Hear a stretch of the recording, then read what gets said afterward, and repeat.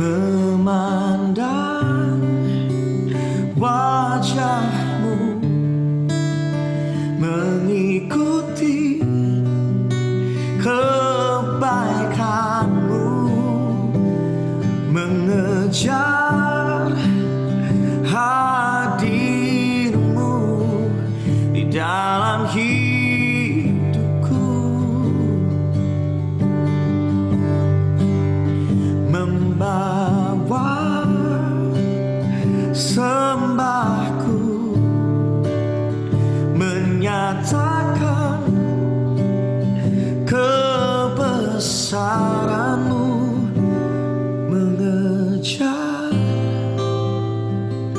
hadirmu di dalam hidupku.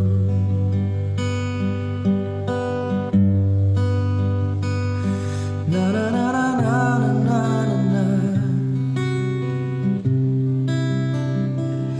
na na na na na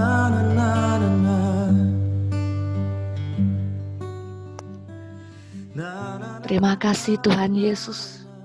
Terima kasih Bapa yang baik. Biarlah hadir-Mu selalu ada di dalam kehidupan kami Tuhan. Engkau yang selalu mengisi hari-hari kami dengan kebaikan-Mu Bapa, dengan kemurahan-Mu Bapa yang tidak pernah habis-habisnya memenuhi kehidupan kami Tuhan. Terima kasih Bapa, terima kasih buat satu hari lagi Tuhan yang Kau percayakan kepada setiap kami. Untuk kami bisa mengucap syukur, untuk kami bisa mengerjakan pekerjaan-pekerjaan yang besar bersama dengan Engkau Tuhan. Sungguh Tuhan kami mengucap syukur Bapa, kami punya Allah yang hidup, Allah yang begitu sangat baik. Terima kasih Tuhan, kalau sebentar kami akan sama-sama merenungkan Tuhan firman-Mu.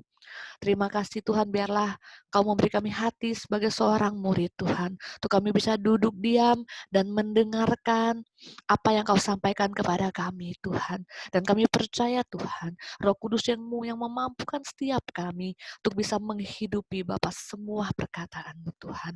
Terima kasih Bapa, Engkau mengurapi Ibu Dita Tuhan, yang akan menyampaikan kebenaran-Mu Tuhan. Biarlah semua yang keluar dari mulut dan bibir Ibu Dita, kami percaya itu berasal dari Engkau Tuhan. Terima kasih Bapa, terima kasih.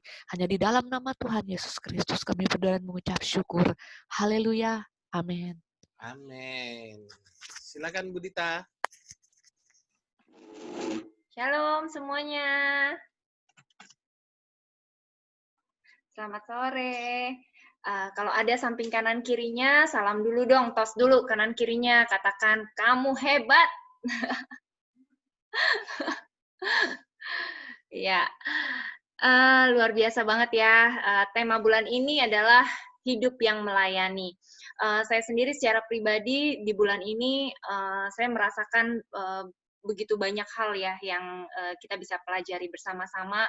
Dan kita benar-benar diajarkan untuk kembali kepada esensi ya, mulai dari kita diajarkan untuk family church ya. Kalau dipikir-pikir dunia mungkin berkata sepertinya sebuah kondisi yang nggak enak di mana pandemi corona harus terjadi ya.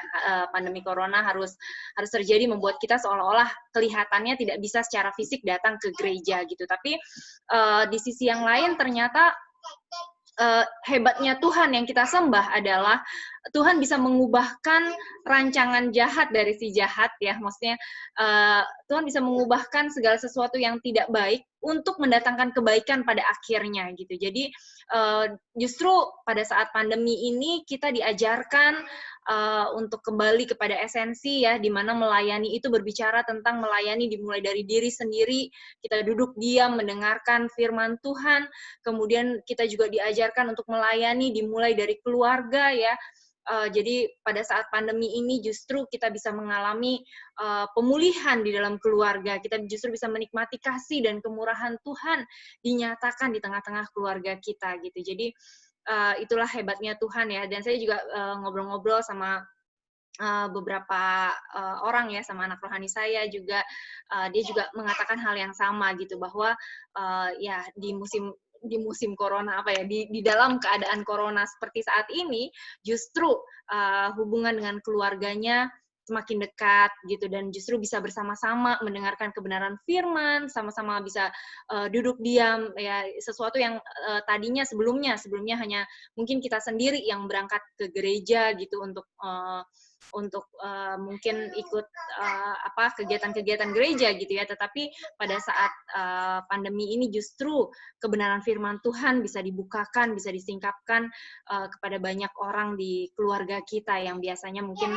hari-harinya tidak bisa ikut dalam kegiatan gitu. Jadi luar biasa bagaimana Tuhan kita yang hebat bisa mengubahkan keadaan yang gak enak untuk mendatangkan kebaikan ya. Jadi justru malah semakin banyak jiwa yang bisa dimenangkan melalui kondisi yang kelihatannya kurang menguntungkan ini gitu ya.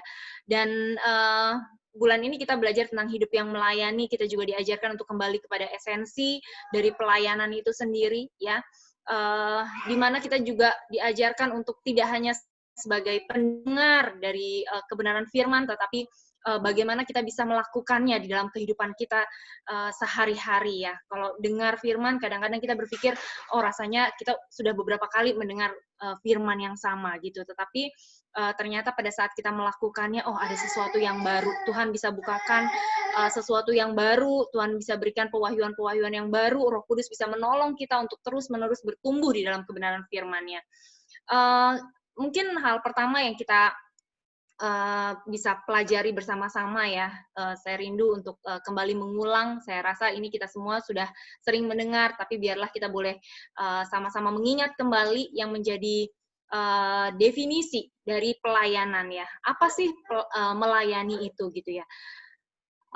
Kita coba lihat di Kolose 1 ayat 25 sampai 29. Kolose 1 ayat 25 sampai 29. Firman Tuhan berkata, "Aku telah menjadi pelayan jemaat itu sesuai dengan tugas yang dipercayakan Allah kepadaku untuk meneruskan firman-Nya dengan sepenuhnya kepada kamu." Ya, ini dengan sepenuhnya, kata dengan sepenuhnya artinya memberitakan firman dengan utuh gitu ya. Kalau belakangan ini juga kita kembali diingatkan bahwa dalam memakai firman itu kita nggak bisa ngambil satu ayat dan kita mau pakai untuk semua kasus sama gitu ya, nggak bisa.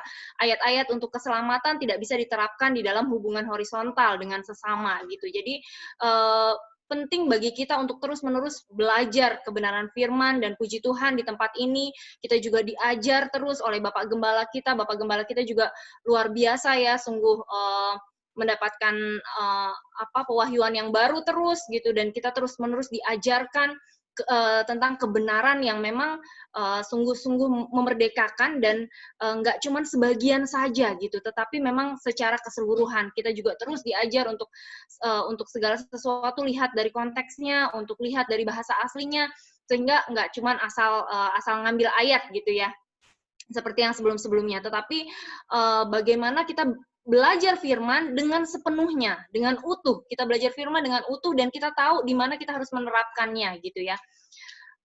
Yaitu rahasia yang tersembunyi dari abad ke abad dan dari turunan ke keturunan. Tetapi yang sekarang dinyatakan kepada orang-orang kudusnya.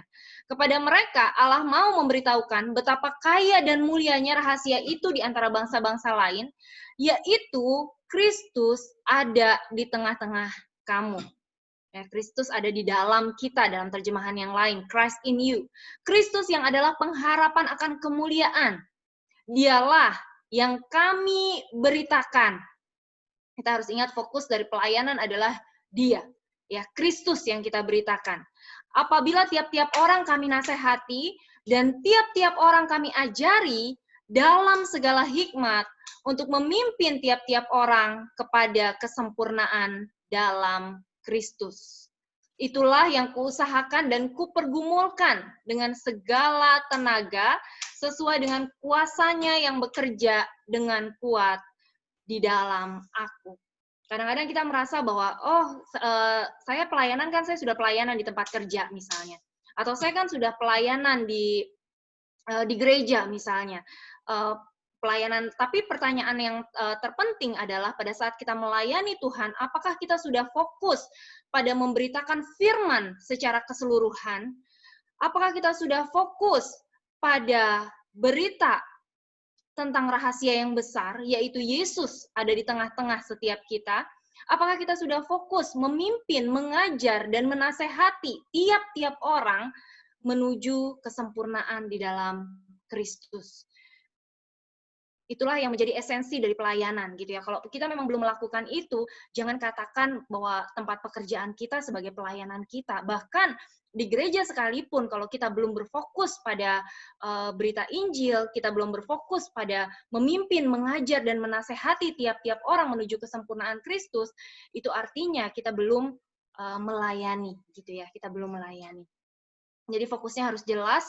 Dan dasarnya adalah hati Kristus, ya, hati Kristus. Dasarnya kebenaran firman secara utuh, kebenaran firman yang memang benar secara utuh, tidak hanya paham sebagian-sebagian gitu ya, tetapi memahami kebenaran firman dengan utuh.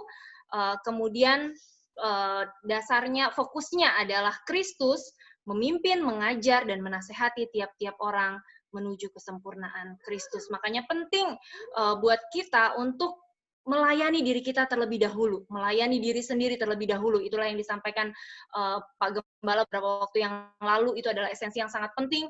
Kita benar-benar harus belajar untuk duduk, diam, dengar, supaya kita bisa memahami kebenaran firman secara utuh dulu gitu ya, supaya kitanya bisa memahami dulu, membiarkan diri kita dilayani oleh firman Kristus, membiarkan diri kita dilayani oleh Roh Kudus, membiarkan diri kita dipimpin dan dilayani oleh Tuhan secara pribadi sebelum kita melayani orang lain gitu ya.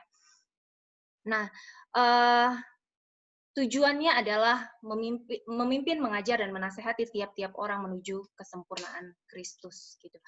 Jadi kata tadi ada yang dikatakan ya, yang bekerja sesuai dengan kuasanya, yang bekerja dengan kuat di dalam aku. Itu kata kuasanya itu bicara tentang, dari bahasa aslinya itu adalah energia. Energia itu artinya adalah bekerja dengan kekuatan super. Jadi ada kekuatan super power, ada kekuatan di luar kemampuan manusia, kemampuan yang melampaui kemampuan manusia ya. Katanya di situ dikatakan superhuman power gitu. Jadi ada kuasa yang tidak terbatas di dalam diri kita. Kuasa itu bekerja dengan kuat di dalam hidup kita, yaitu kuasa Kristus, gitu ya. Jadi pada saat kita melayani, kita juga harus menyadari bahwa pelayanan itu bukan berbicara tentang diri kita lagi ya. Tadi kita sudah selesai dengan diri kita, hidup yang kita hidupi sekarang bukan kita lagi, melainkan Kristus yang hidup di dalam kita. Lalu pertanyaannya adalah, kenapa sih kok kita harus melayani? Ya, tadi kalau definisi pelayanan, kita sudah sama-sama belajar. Nah, pertanyaan berikutnya adalah, kenapa ya kok kita harus melayani? Kita akan belajar 3 hal pada sore hari ini, yang terambil dari 1 Petrus 4, ayat 7 sampai 11. Kita akan belajar dari ayat ini, tentang mengapa kok kita harus melayani di dalam kehidupan ini. Judul dari perikop ini adalah Hidup Orang Kristen, ya. Ada 3 hal yang kita bisa pelajari bersama, kenapa kita harus melayani. 3 hal ini disingkat dengan SMS, ya, Bapak Ibu Saudara, SMS. Oke, kita belajar S yang pertama. Kenapa sih kok kita harus melayani di dalam dunia ini? Karena kita hidup cuma sementara, Bapak Ibu Saudara. Ya, katakan bersama-sama dengan saya, sementara. Kita hidup hanya sementara saja.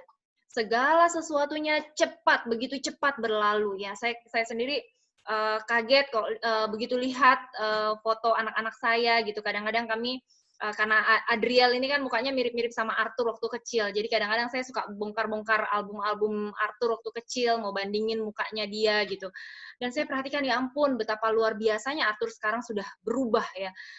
Dari yang tadinya mirip-mirip sama Adriel, sekarang udah jadi pria dewasa yang sudah beranjak besar gitu. Bahkan kadang-kadang kalau jalan-jalan orang-orang suka manggilnya Pak gitu. Dikira udah bapak-bapak gitu ya. Jadi saya mikir, aduh, waktu cepat banget berlalu. Sementara kok kayaknya saya sendiri merasa kok kayaknya saya masih begini-begini aja gitu ya. Saya masih belum kemana-mana gitu. Sementara anak-anak perkembangannya sudah sekian tahun berubah gitu. Berubahnya tuh sangat drastis gitu ya. Dari mereka nol datang ke dunia, mereka nggak bisa ngapa-ngapain. Sekarang kalau kayak Tasya umurnya udah 11 tahun, udah bisa segala macam, udah bisa ngomong macam-macam, perbendaharaannya udah begitu ini, dan bahkan udah bisa nolongin kita gitu, udah bisa membantu, udah bisa melayani kita. Begitu banyak hal yang kita bisa belajar dari kehidupan anak-anak gitu ya. Sementara kemarin belum lama Pak Gembala ingetin kita bahwa New Life itu umurnya sudah 10 tahun gitu ya. Umurnya sudah mau 10 tahun dan saya jadi tersentak gitu ya. Tasya 11 tahun ini dia dari yang tadinya nggak bisa ngapa-ngapain gitu sampai hari ini dia udah bisa banyak hal yang dia lakukan gitu. Sementara saya bandingkan dengan hidup saya kok kayaknya belum drastis ya perubahannya gitu. Jadi di situ saya benar-benar nyadar ya bahwa memang hidup ini cuma sementara banget. Jadi kalau kita menyia-nyiakan hari-hari yang kita lalui, kita menghabiskannya tanpa kita melakukan sesuatu yang bernilai, itu rasanya sayang banget gitu. Karena ya waktu akan terus berjalan. Kita memilih untuk melakukan sesuatu atau kita memilih untuk diam saja, waktu tetap berjalan. Nah, kalau kita mau memilih untuk diam saja, kita akan melewatkan waktu-waktu yang berharga dalam hidup kita dengan sia-sia. Dan akhirnya yang ada hanyalah penyesalan demi penyesalan. Sementara kalau kita memilih dan memutuskan untuk kita memakai waktu yang ada, menyadari bahwa ada kuasa yang tidak terbatas di dalam hidup setiap kita memakainya dengan bijaksana. Kita memakainya dengan nggak asal-asalan, tapi menghargai setiap waktu, menghargai setiap detik. Pastikan setiap waktu yang kita lalui, itu kita lalui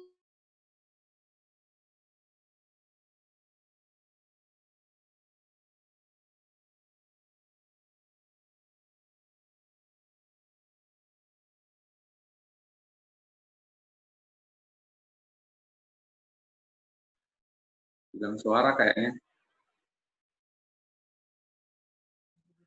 Ya, sabar. Di Budita yang ini, yang lagi problem.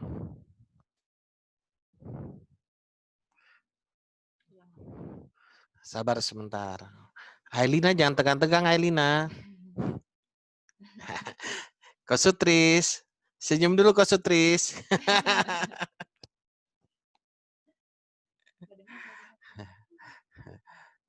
Sabar, kita tunggu Budita paling join lagi nanti sebentar. Internetnya di sana tadi saya lihat memang itu naik turun speednya. Kuning berubah-berubah tadi.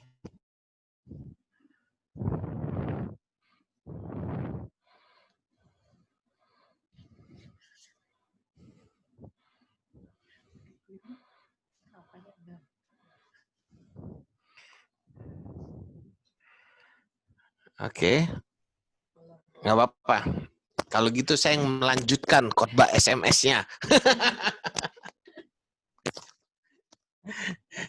Yang pertama, hidup ini cuma sementara, Saudara memang kalau kita lihat ya, waktu itu terus berjalan tanpa bisa kita duga.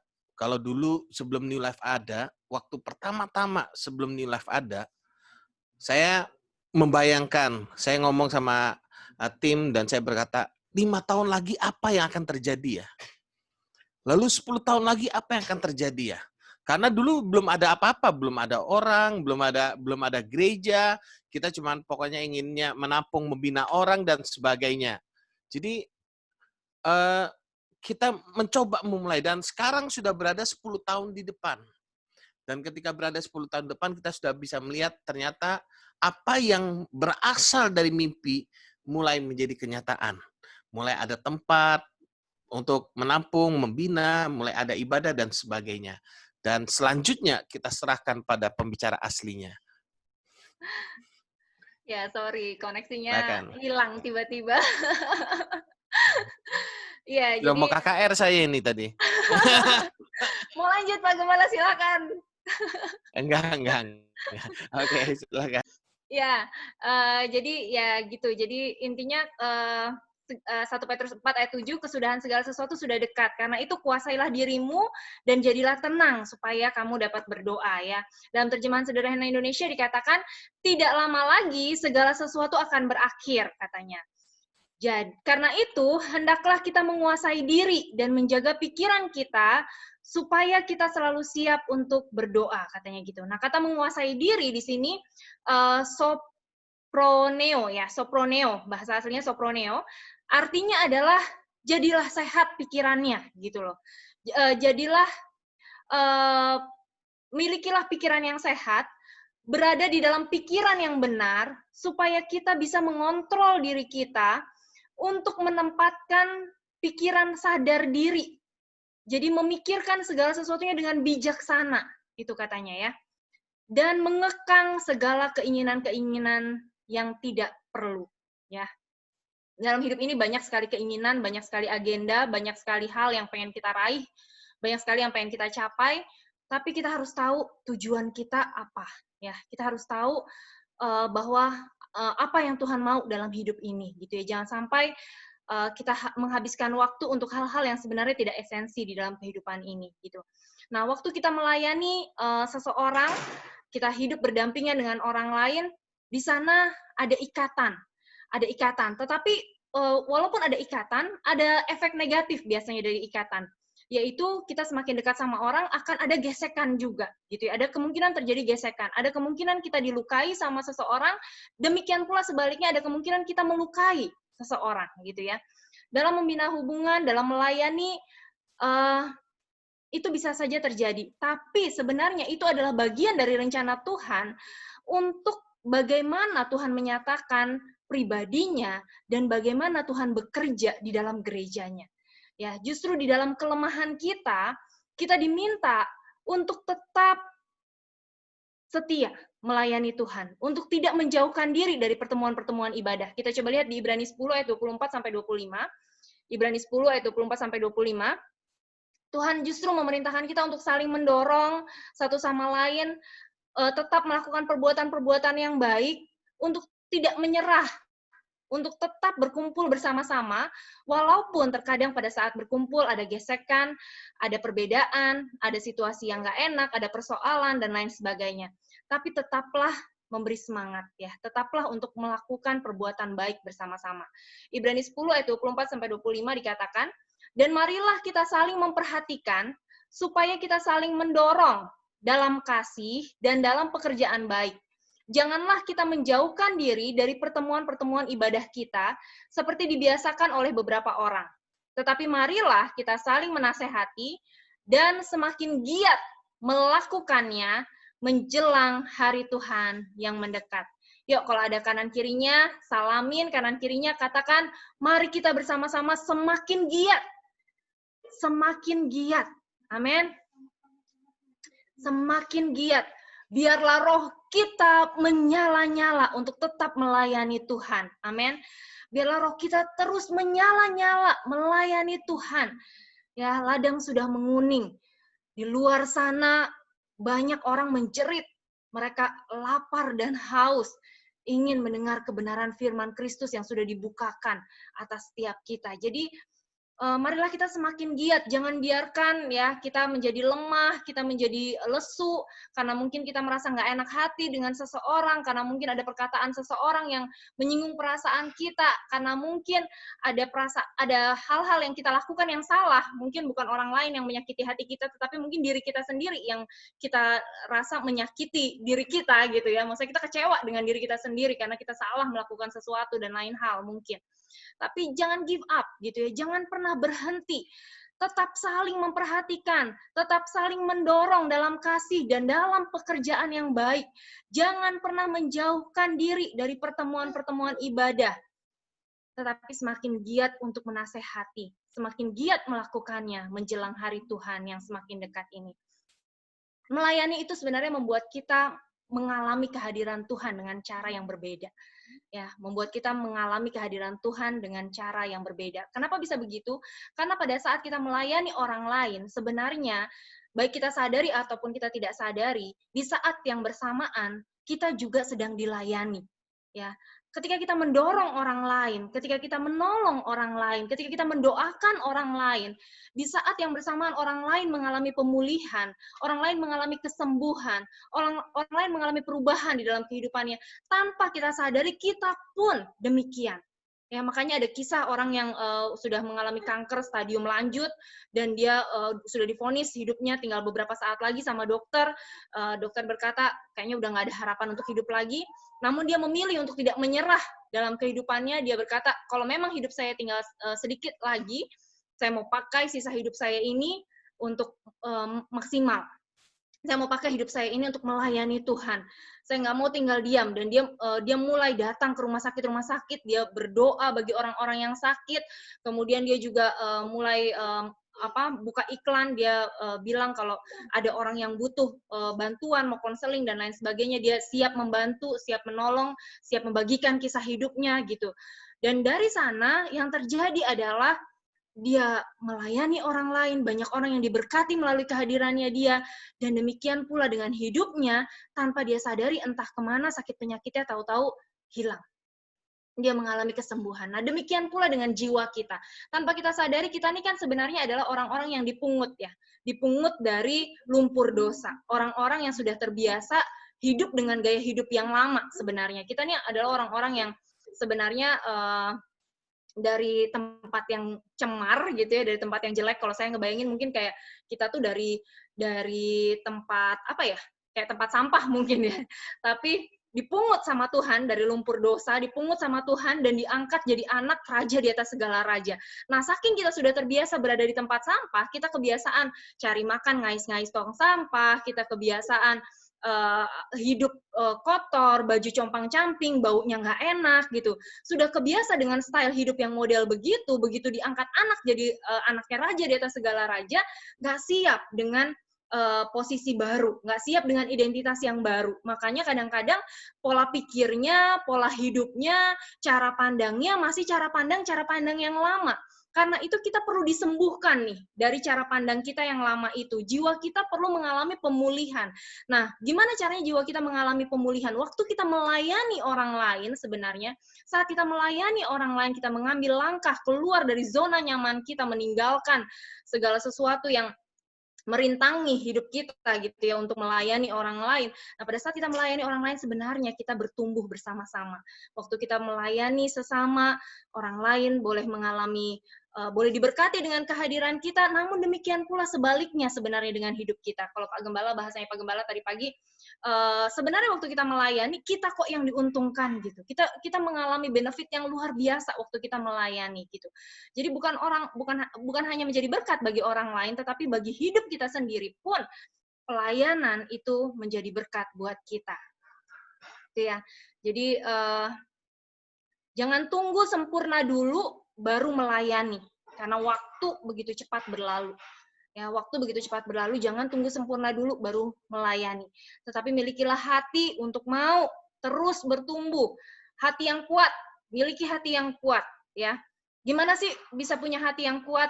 Waktu kita mengambil sikap untuk melayani orang, kita bertemu dengan orang, kita mengalami gesekan, ya, sharing life, bertukar hidup, gitu ya. Pada saat itu ada potensi kita dilukai, ada potensi kita merasa tidak enak, ada potensi kita disalah mengerti, ada potensi kita mengalami kondisi yang nggak enak. Tapi di sanalah sebenarnya kita sedang ditempa untuk menjadi orang kuat yang sesungguhnya. Bohong besar kita bilang kita orang-orang yang kuat, bohong besar kita bilang kita orang-orang yang taat dalam segala keadaan kalau itu tidak pernah teruji sama waktu dan kalau itu tidak pernah teruji sama keadaan. Nah, waktu kita melayani, ini menolong kita sebenarnya. Menolong kita untuk identitas kita yang sesungguhnya benar-benar bisa keluar di sana. Kapan seseorang dikatakan orang yang kuat? Waktu dia diperlakukan tidak benar dan dia tetap berespon dengan benar. Nah, itu bisa terjadi ketika kita bersinggungan dengan orang lain. Ketika kita memiliki hubungan dengan orang lain, ada potensi gesekan di sana, dan bagaimana dengan respon kita, gitu ya. Jadi kapan sih kita bisa dikatakan sebagai orang-orang yang taat dalam segala keadaan? Ketika itu dibuktikan oleh waktu. Bohong kita bilang kita orang yang taat kalau waktu belum membuktikannya. Kalau keadaan up and down belum membuktikannya gitu ya. Harus dibuktikan dengan keadaan, situasi gitu ya. Nah, ini kapan bisa dibuktikan? Ya waktu kita melayani. Seiring berjalannya waktu. Itu semua akan terlihat. Itu semua akan dinyatakan. Itu semua akan dibukakan gitu ya. Jadi melayani bukan hanya ketika orang-orang baik sama kita. Melayani bukan hanya ketika orang-orang menerima kita, gitu ya, menerima kita atau memperlakukan kita dengan baik, orang-orang begitu nice, semuanya serba berbunga-bunga di mana-mana, bukan. Tapi melayani dalam segala keadaan. Amin. Melayani dalam segala keadaan. Ya, justru di sanalah kita akan muncul, kita akan terus berlatih, kita akan terus ditajamkan, ya. Latihan fisik terbatas gunanya, tapi ketika kita belajar kebenaran firman dan kita mempraktekkannya, nah di sana kita akan melihat bagaimana kuasa Tuhan dinyatakan melalui kehidupan setiap kita, ya. Kita jadi orang yang nggak mudah terluka waktu kita belajar untuk melayani sesama. Jadi hal yang pertama yang kita bisa pelajari adalah bahwa hidup ini hanya sementara. Amin. Kita melayani Tuhan karena hidup ini hanya sementara. Pastikan apa yang kita lakukan dengan bijaksana, kita melakukannya dengan satu kesadaran diri dan sikap kontrol diri yang benar. Jangan biarkan waktu berlalu begitu saja dengan sia-sia. Pastikan waktu-waktu yang kita pakai dengan bijaksana. Kalau puji Tuhan di gereja ini semuanya sudah jelas ya arahnya kemana ya, dan kita tinggal ngikut aja, sebenarnya enak banget gitu. Itu tadi saya renung-renungkan ya, rasanya saya pengen melonjak-lonjak kegirangan. Kenapa bisa begitu? Karena di tempat ini ya, mungkin kita nih adalah segelintir dari orang-orang yang beruntung, yang di luar sana mungkin belum tentu ada orang yang seberuntung kita gitu. Kenapa bisa begitu? Karena kita nih semuanya udah dibukakan dengan jelas, sejelas-jelasnya. Tujuan hidup kita nggak bingung lagi. Kalau dulu semuanya rasanya gelap, ditanya masa depannya seperti apa, mungkin ada dari kita yang berkata, oh masa depannya suram, atau masa depan nggak jelas, masa depan nggak tahu apa yang mau dilakukan. Ditanya tujuan hidup kemana, mungkin banyak yang belum mengerti gitu. Tapi di sini kita sudah dibukakan semuanya. Kemudian kita diajak untuk boleh melayani raja di atas segala raja. Kita disadarkan bahwa melayani Tuhan itu adalah sebuah anugerah, ya. Melayani Tuhan itu sebuah anugerah, sebuah privilege, sebuah hak istimewa, sebuah kehormatan yang sebenarnya dipercayakan kepada kita. Jadi kita tinggal ikut saja, ikut ambil bagian di dalamnya gitu ya. Kita tinggal datang. Ternyata ini kan kita Rabu, besok kita akan datang ya, berkumpul bersama-sama di gereja. Saya juga baru tahu kalau ternyata kita butuhkan kehadiran kita secara fisik hari Rabu besok. Jadi ayo kita sama-sama mendaftari untuk hari Rabu, kita bisa datang, berkumpul bersama-sama, kita sama-sama ikutin visi yang sudah dibukakan oleh Tuhan melalui Bapak Gembala kita. Kita tuh enak banget, kita nggak berjalan di dalam gelap karena kita punya Bapak Gembala yang sudah menerangi jalan kita, dan kita tinggal ngikutin aja di belakangnya gitu ya. Kita tinggal ikutin aja di belakangnya. Kalau mungkin banyak pertanyaan dalam benak kita, aku nggak tahu apa yang mau aku lakukan, aku kayaknya nggak bisa ngapa-ngapain, aku kayaknya belum siap dan lain sebagainya. Ayo datang dulu, datang, duduk diam, dengar dulu saja gitu ya. Dan saya sangat yakin dan percaya bahwa sebenarnya setiap kita pasti punya porsinya masing-masing. Setiap kita ada bukan secara kebetulan, tapi karena ada maksud Tuhan yang luar biasa untuk kita boleh ikut ambil bagian di dalam pekerjaan Tuhan yang besar ini. Pekerjaan Tuhan yang dibukakan melalui Bapak Gembala, yang dipercayakan kepada setiap kita, itu adalah pekerjaan yang benar-benar besar. Sungguh-sungguh ya, kalau dari awal New Life berdiri, itu Bapak Gembala selalu berkata, sesuatu yang besar sedang terjadi. Sesuatu yang besar sedang terjadi. Itu dulu saya masih nggak ngerti, apa maksudnya ini gitu ya. Tapi makin ke sini, kita semakin jelas, wah, memang benar-benar ini adalah pekerjaan yang besar. Karena dampaknya bukan hanya sempit bagi kehidupan kita saja, bukan sampai di sana ya. Sebenarnya perubahan yang terjadi dalam kehidupan kita itu adalah sesuatu yang sudah besar gitu ya. Tapi ini bukan hanya berbicara tentang perubahan yang terjadi dalam hidup kita secara pribadi, tetapi berbicara tentang perubahan hidup yang terjadi pada seluruh keluarga kita, dan gak cuma keluarga kita, tetapi juga bahkan sampai ke Batam, Indonesia, bangsa-bangsa, dan bahkan sampai seluruh bumi. Dampaknya sampai ke sana, dan gak cuma sampai di sana, bahkan sampai generasi berikutnya. Jadi nggak cuma sampai generasi ini saja, tetapi sampai generasi selanjutnya, dan dampaknya nggak cuma di dunia ini saja, bahkan sampai kehidupan yang kekal nanti. Wow, saya pikir benar-benar besar ya, benar-benar pekerjaan besar. Jadi Bapak Ibu Saudara, benar-benar saya cuma ngerasa satu hal ya, saya cuma ngerasa apa ya, pengen ngelonjak kegirangan. Kenapa? Karena wow, betapa baiknya Tuhan karena kita boleh ikut ambil bagian dalam pekerjaan yang benar-benar besar ini. Luar biasa, sungguh luar biasa. Semakin saya merenungkan, semakin saya merasa luar biasa Tuhan. Betapa baiknya Dia ya. Jadi hal pertama, hidup kita di dunia ini hanya sementara. Hal yang kedua, ketika kita melayani, sebenarnya waktu kita melayani, kita sedang dipimpin untuk menuju kesempurnaan Kristus. Jadi melayani, memimpin kita menuju kepada kesempurnaan di dalam Kristus. 1 Petrus 4 ayat 8-9. 1 Petrus 4 ayat 8-9 dikatakan, tetapi yang terutama, kasihilah sungguh-sungguh seorang akan yang lain. Sebab kasih menutupi banyak sekali dosa. Berilah tumpangan seorang akan yang lain dengan tidak bersungut-sungut. Kalau baca sampai ayat ini saja, rasanya kok gimana ya? Gitu ya. Gimana ya caranya ya? Kok kita ketemu orang berdosa, kita harus tutupin dosanya gitu ya. Terus kita gimana caranya kita bisa memberi tumpangan, tapi nggak bersungut-sungut gitu ya. Karena manusia ini kan sebenarnya cenderung untuk fokus pada diri sendiri ya. Cenderung self-centris, cenderung fokusnya di diri sendiri gitu. Jadi sebenarnya waktu kita melayani, pelayanan ini menolong kita untuk kita tidak fokus pada diri kita sendiri lagi. Tapi kita fokus pada Kristus dan fokus pada Kristus yang ada di dalam diri pribadi-pribadi yang kita layani. Luar biasa ya. Dulu waktu saya masih belum mengerti kebenaran ini, saya melihat anak-anak saya itu, saya berpikir, oh anak-anak saya itu di bawah kendali saya, di bawah kontrol saya. Jadi mereka harus ikut apapun yang saya bilang. Saya yang istilahnya saya bisa semena-mena lah terhadap mereka dalam tanda kutip gitu ya. Nah tanpa saya sadari, sekalipun maksudnya baik, menurut saya maksud saya baik gitu ya. Tapi tanpa saya sadari saya menempatkan kontrol kepada anak-anak saya. Saya mau mengendalikan mereka sedemikian rupa supaya mereka mengikuti apa maunya saya. Fokusnya adalah saya gitu ya.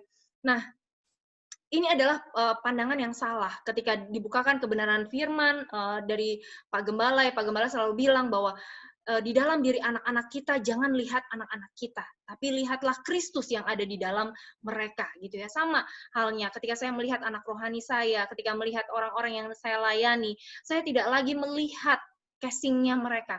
Gambaran luar kadang-kadang ya anak-anak saya bisa mengecewakan gitu ya. Orang-orang yang kita layani bisa mengecewakan, bisa membuat kita merasa, oh kok nggak sesuai ya sama harapan kita ya. Kata-kata yang dikeluarkan bisa membuat kita, aduh nggak enak hati ya, kok kayaknya maksudnya nggak begini tapi ditanggapinnya begini gitu ya. Kemudian cara menanggapi juga bisa negatif gitu ya, bisa terasa negatif. Tetapi ketika kita melihat pribadi Kristus yang luar biasa yang ada di dalam mereka, dan bagaimana Kristus begitu mengasihi mereka, sebagaimana Kristus mengasihi kita, demikian pula Kristus sangat mengasihi mereka, dan di mata Tuhan Yesus mereka itu sangat spesial. Dan sadarkah kita bahwa di dalam diri mereka ada pribadi yang begitu agung dan mulia, yaitu Yesus Kristus. Jadi ketika kita memandang mereka dengan cara yang berbeda, pada saat itulah kita bisa melayani mereka juga dengan maksimal ya. Kita melayani nggak semena-mena, nggak sembarangan gitu ya. Ngomong pun jadinya dipikir dulu, oh iya, mau ngomong sama Tuhan Yesus, kira-kira mau ngomong sama Tuhan Yesus pantas nggak ngomongnya seperti ini gitu ya. Kadang-kadang pengen marah, kadang-kadang wah rambut udah berdiri gitu ya. Kadang rasanya aduh pengen marah banget, tapi melihat mereka mungkin bisa mengecewakan gitu ya. Tapi ketika sadar bahwa ada Yesus, ada pribadi Yesus di dalam hidupnya. Jadi kita ngomong sama mereka pun dengan penuh hormat, dengan penuh respect, dengan menghargai pribadi Yesus yang ada di dalam mereka. Jadi waktu kita melayani, kita berfokus pada Kristus. Waktu kita melayani, pelayanan itu menolong kita untuk kita juga bisa hidup di dalam kesempurnaan Kristus itu, gitu ya. Karena tadi kuncinya memimpin, mengajar, menasehati tiap-tiap orang pada kesempurnaan dalam Kristus ya. Kita mengalihkan fokus kita dari diri kita sendiri kepada Kristus yang ada di dalam hidup orang-orang yang kita layani.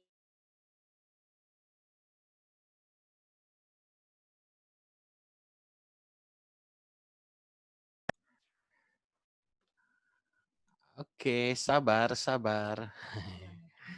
Ya, kita tunggu lagi ya, Buditanya ya. Jadi memang saudara ketika kita melayani itu luar biasa. Dan saat-saat ini New Life, Tuhan sedang bukakan sesuatu yang besar memang. Makanya hari Rabu nanti kita akan bahas lebih detail. Kalau saudara ngikutin perkembangan New Life, saudara ikut hari Rabu, sudah 2 kali hari Rabu ini saya selalu bicara tentang 5 hal yang akan kita lakukan. Dan memang seperti yang Budita katakan tadi, kelima hal ini kalau dilakukan, kita persiapkan semua dan itu selesai dan matang, sudah ini kalau kita hidupin saja, generasi kita ini akan mengalami satu perubahan luar biasa. Nanti hari Rabu saya akan jelaskan lebih detail. Lalu bukan hanya generasi kita, yang lebih dahsyat lagi generasi di bawah kita.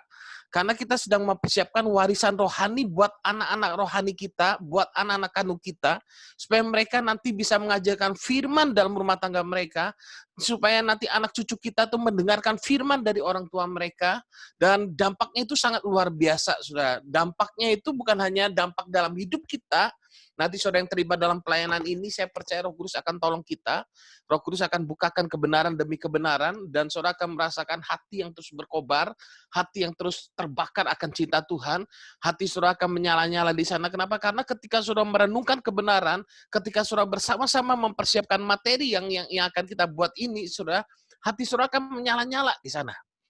Karena ada kebenaran firman yang akan disampaikan oleh Roh Kudus dalam hati saudara. Saya sangat percaya ini sesuatu yang luar biasa. Dan nanti diajarkan kepada orang lain, diajarkan kepada anak-anak kita jadikan dalam bentuk buku, nanti kita ada videonya lagi dan sebagainya. Wah, luar biasa sekali. Makanya saudara, mari kita bersama-sama persiapkan hati kita sesuai dengan karunia yang Tuhan berikan pada kita masing-masing. Jangan begini, jangan bandingkan diri kita dengan orang lain. Aku nggak bisa apa-apa, jangan. Saudara, sesuai dengan karunia saudara, kalau saudara diberi Tuhan menjadi tangan, jadilah tangan. Jangan mau jadi mata, saudara. Kalau saudara diberi Tuhan jadi mata, jadilah mata. Jangan mau jadi tangan. Oke? Ya, nanti kita lanjut. Sudah mulai panas ini. Oke, silakan Budita. Iya, minta maaf ya karena koneksinya mati-mati. Tapi nggak apa-apa, jadinya Pak Gembala jadi bisa membagikan juga kan. Jadi lebih lengkap. Oke, kita coba lihat di Matius 25 ayat 37 sampai 39. Matius 25 ayat 37 sampai 39.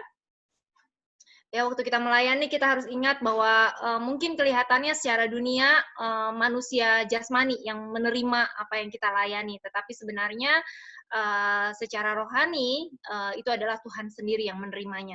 Matius 25 ayat 37 sampai 39, maka orang-orang benar itu akan menjawab dia, katanya, Tuhan, bila manakah kami melihat engkau lapar dan kami memberi engkau makan, atau haus dan kami memberi engkau minum?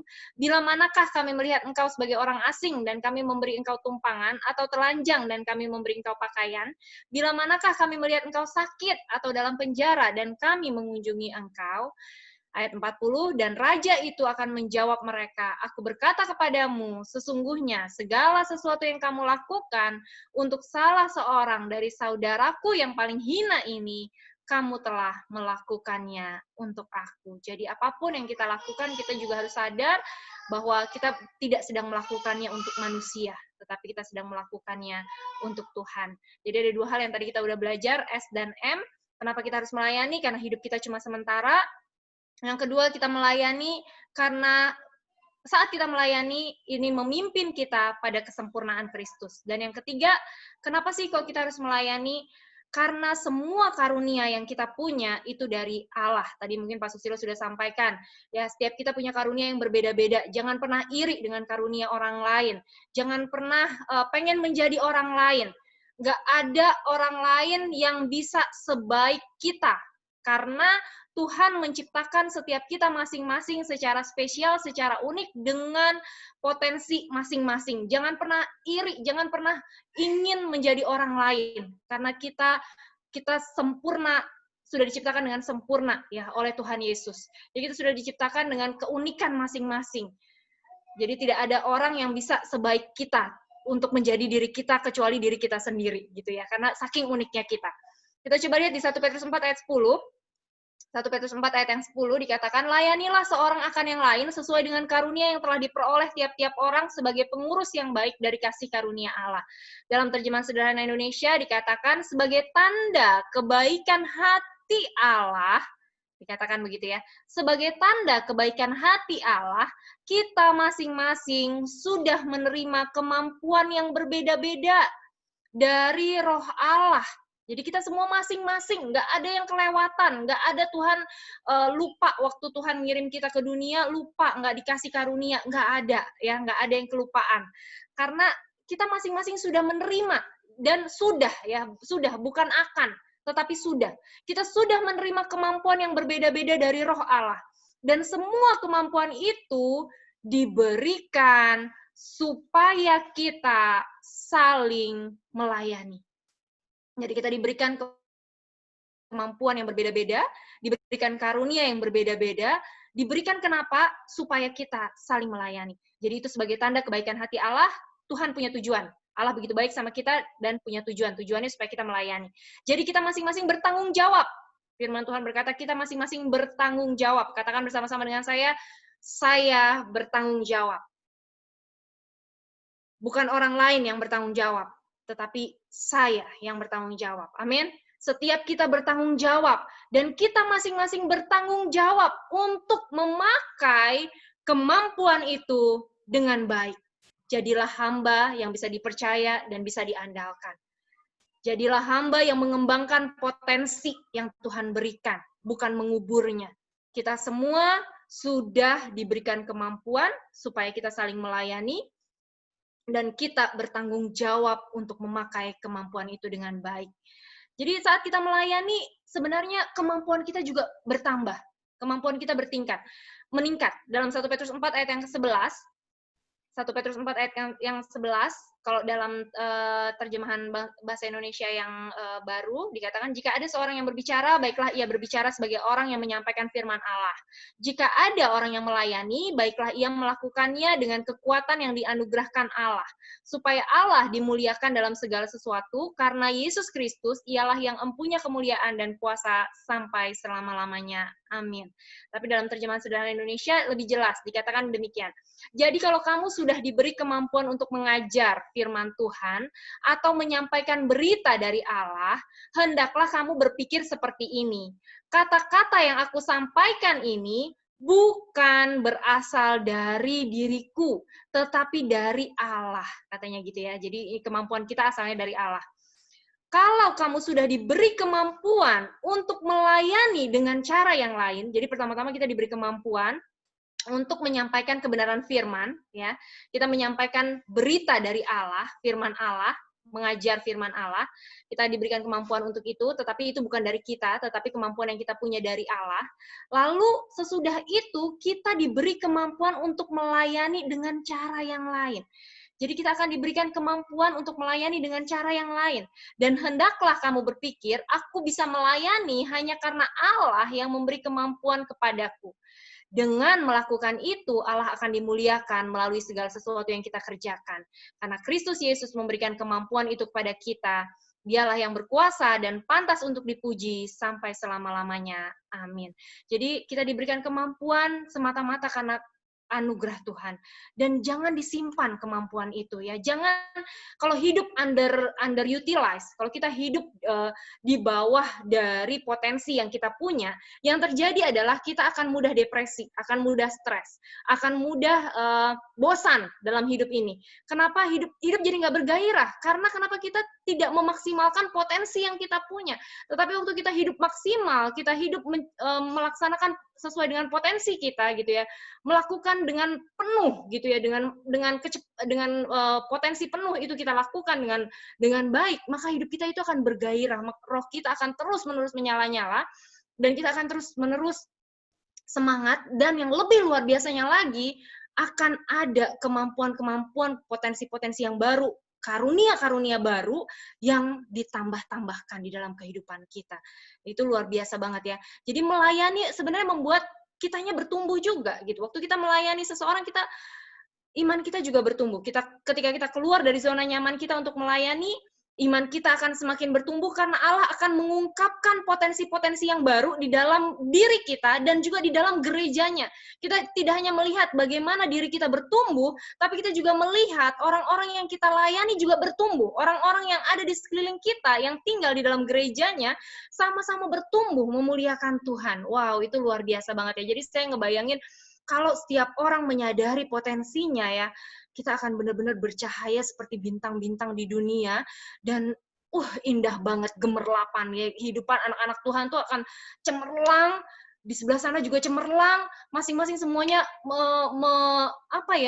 menyinarkan kemilau kemuliaan Kristus yang begitu luar biasa ya. Potensi demi potensi akan terus-menerus dibukakan, dan kita akan takjub dan kagum melihat bagaimana Tuhan bekerja bagi kehidupan kita dan juga bagi kehidupan orang-orang yang ada di sekeliling kita di dalam satu tubuh Kristus. Makanya kita nggak boleh keluar dari tubuh. Kita harus menyadari kita anggota tubuh dan kita masing-masing punya potensi, kita masing-masing punya fungsi yang berlain-lainan. Jangan pernah kepengen jadi orang lain ya. Jangan pernah copy paste dari kehidupan orang lain dan pengen seperti itu gitu ya. Tapi belajar untuk menemukan sendiri apa potensi kita. Belajar untuk melihat apa sih yang saya senang lakukan. Belajar untuk mulai melihat apa sih yang saya rela lakukannya sekalipun saya nggak dibayar, saya nggak dapat apa-apa, nggak apa-apa, tapi saya menyala-nyala gitu ya. Saya merasa penuh sukacita melakukan segala sesuatunya, dan waktu kita pada akhirnya meninggalkan dunia ini, kita pengen dikenang sebagai apa sih? Kita pengen orang ingat kita sebagai apa sih? Ingat tadi hidup kita cuma sementara. Pada akhirnya yang tersisa dari kita ya, kalau dari mata dunia yang tersisa dari kita itu hanya sebuah nisan ya. Mungkin tulang belulang kita pun udah nggak kelihatan lagi dari orang gitu, oleh orang gitu. Tapi mungkin hanya nisan gitu. Nah, waktu orang membaca nisan kita, apa yang kita rindu? Orang ingat dari kehidupan kita. Apa yang kita rindu? Tuhan bicara melalui kehidupan kita untuk orang-orang yang ada di sekeliling kita gitu ya. Jadi pada saat kita melayani, kita juga akan bertumbuh, kita akan menemukan potensi yang baru, baik di dalam diri kita maupun di dalam diri sesama kita. Kita akan semakin heran, semakin takjub melihat bagaimana Tuhan memenuhi gerejanya dengan berbagai macam karunia-karunia gitu ya. Dan ketika kita melihat dan hal itu terjadi, kita juga bisa melihat bagaimana Tuhan membukakan pintu-pintu yang tadinya kita lihat sebagai pintu yang tertutup, tapi Tuhan bisa membukakannya gitu ya.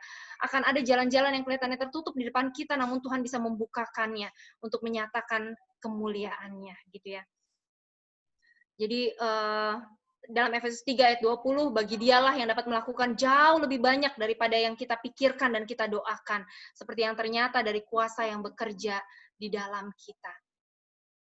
Melayani membuat kita menemukan dan mengembangkan karunia rohani yang ada di dalam diri kita. Kita semua adalah tubuh Kristus, kita adalah masing-masing anggotanya. Jangan sampai ada perpecahan dalam tubuh, jangan berperang melawan musuh yang salah. Ya, waktu kita kelihatannya disakiti, waktu kita terluka, waktu kita merasa nggak enak, kadang kita pengennya lari gitu ya. Kita pengen pergi, kita nggak kepengen sama-sama lagi, tapi jangan biarkan terjadi perpecahan dalam tubuh. Ya, jangan berperang melawan musuh yang salah. Ingat, sesama kita itu bukan musuh kita. Sesama kita bukan musuh kita. Jadi tetap saling memperhatikan. Kalau satu orang menderita, sebenarnya kita juga ikut menderita. Dan waktu satu orang dihormati, sebenarnya semua anggota ikut bersukacita. Jadi jangan pernah iri melihat potensi orang. Jangan pernah iri melihat orang mungkin punya karunia yang berlainan dari kita. Dan jangan pernah pengen jadi orang lain. Tetapi justru sebaliknya, waktu ada bagian dari tubuh dihormati, ada orang lain yang dihormati, biarlah kita juga ikut merasakan sukacita gitu ya. Jadi melayani itu baik banget untuk jiwa kita. Penelitian sudah menunjukkan bahwa waktu kita melayani itu bagus banget untuk pikiran dan tubuh kita. Melayani itu dapat meredakan gejala stres dan depresi. Waktu kita memanfaatkan karunia dan potensi kita, rasa percaya diri itu muncul, kita hidup dalam potensi penuh ya, kita dapat menemukan arti dari kehidupan. Kita hidup berenergi. Kita juga mengalami kekuatan, mendapatkan kekuatan yang baru gitu ya. waktu kita melayani orang lain juga itu membantu kita untuk menghilangkan kekhawatiran-kekhawatiran ya. Banyak sekali hal yang mungkin berkecamuk dalam pikiran kita, banyak hal yang membuat kita khawatir, membuat kita cemas, tapi ketika kita mengambil tanggung jawab untuk keluar dari zona nyaman kita, mengurung diri di kamar, meratapi nasib, menangisi keadaan gitu ya.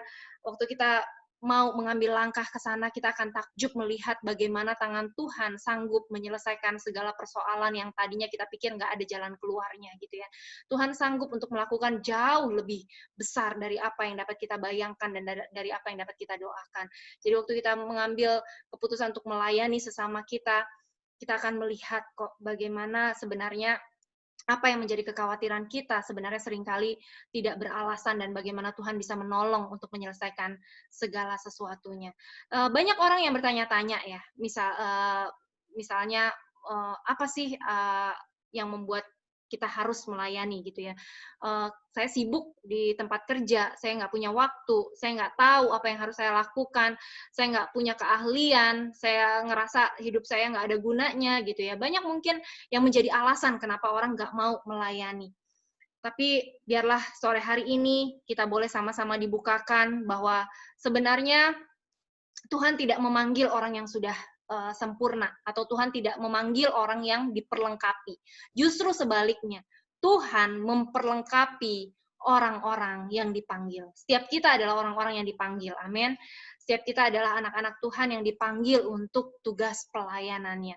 Jadi kalau kita masih ngerasa kita masih punya kekurangan, kita belum cukup sempurna, kita belum cukup baik dan lain sebagainya, justru percayalah bahwa Tuhan akan memperlengkapi setiap kita untuk pekerjaannya. Tuhan memakai setiap orang dengan keraguan yang sama sebenarnya untuk mengubahkan dunia ini. Jadi orang-orang yang sudah tercatat namanya sebagai pengubah sejarah dunia ini, ternyata mereka juga adalah orang yang biasa-biasa seperti kita gitu ya. Mereka juga orang-orang yang punya kelemahan, punya kekurangan. Kalau kita tahu bagaimana kisah hidup Musa ya, yang akhirnya Tuhan pakai untuk memimpin bangsa Israel keluar dari perbudakan di Mesir, dia awalnya adalah bahkan untuk bicara aja dia nggak bisa gitu. Tapi Tuhan memperlengkapi dia. Ketika Tuhan memilih dia, Tuhan memperlengkapi dia gitu. Dan saat Tuhan memperlengkapi itu, Tuhan memperlengkapinya tepat pada waktunya. Pada saat dia melakukan tugas pelayanan itu dan di mana diperlukan, di situ dinyatakan gitu ya, kemuliaannya dinyatakan. Demikian pula dengan Daud. Daud itu adalah orang yang nggak dianggap sama orang tuanya, papahnya pun ngerasa dia bukan orang penting gitu ya, dianggap orang yang bukan siapa-siapa. Tapi bagaimana Tuhan bisa mengubahkan dia untuk mengalahkan Goliat dan membungkam mulut seluruh bangsa Israel ya, melihat bahwa dan musuhnya bangsa Filistin juga akhirnya nggak bisa ngomong apa-apa gitu, menunjukkan bahwa Tuhan yang dia sembah memang benar-benar besar.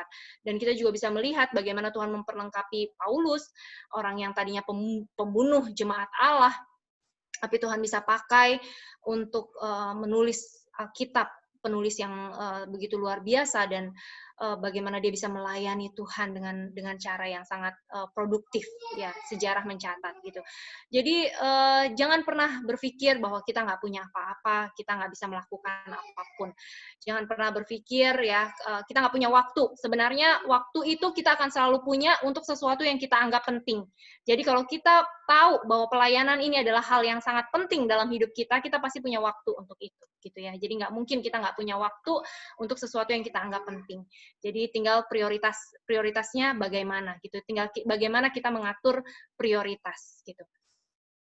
Jadi Tuhan tidak hanya ingin bekerja melalui hidup kita, tetapi Tuhan ingin bekerja di dalam hidup kita. Dia tinggal diam, tinggal tetap di dalam kehidupan kita. Jadi nggak cuma sekedar melalui, tetapi tinggal tetap di dalam kehidupan kita. Jadi mengapa kita melayani? Pada sore hari ini kita sudah belajar 3 hal. Yang pertama, karena hidup kita di dunia ini hanya sementara saja.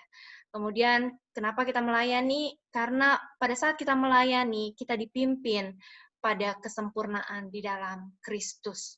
Kemudian, yang ketiga, kenapa kita melayani? Karena semua yang ada pada kita, segala karunia itu, semuanya itu dari Allah. Dan Allah pengen supaya kita memakai karunia-karunia itu untuk melayaninya. Sekian dari saya, mungkin ada tambahan dari Pak Gembala. Tuhan Yesus memberkati.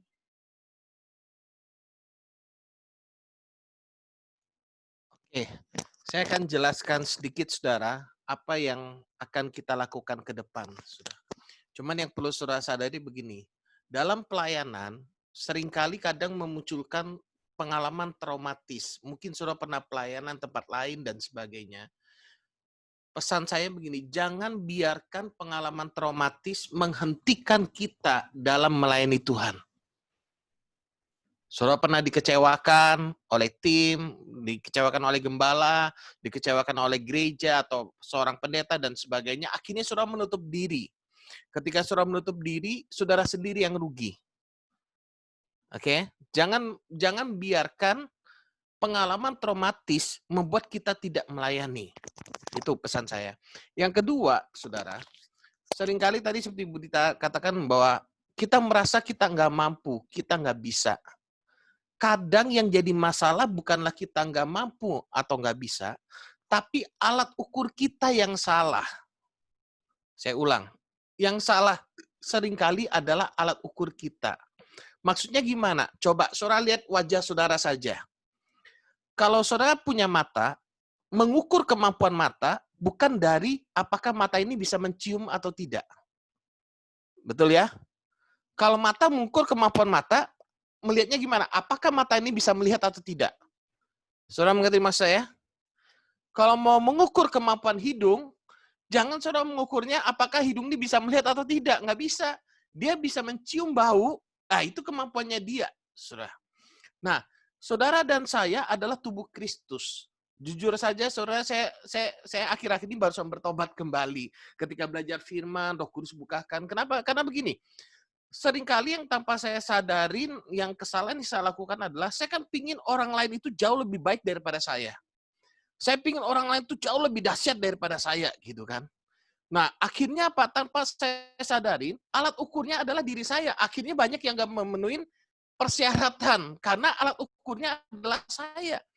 Di dalam gereja, saya dipakai oleh Tuhan untuk memberikan pimpinan. Nanti kalau kita belajar di Roma pasal 12, gitu ya. Nah, saya nggak bisa paksa orang untuk ngambil posisi saya, karena karunianya berbeda. Kalau saya misalkan kepala, saya nggak bisa paksa tangan menjadi kepala. Nah, sekarang saya sadar bahwa kita ini tubuh Kristus, kita ini bersama-sama. Peranan saudara sekecil apapun, tapi saudara adalah penting di sana. Atau sebesar apapun, kita semua penting. Yang penting adalah kita tubuh menjadi satu.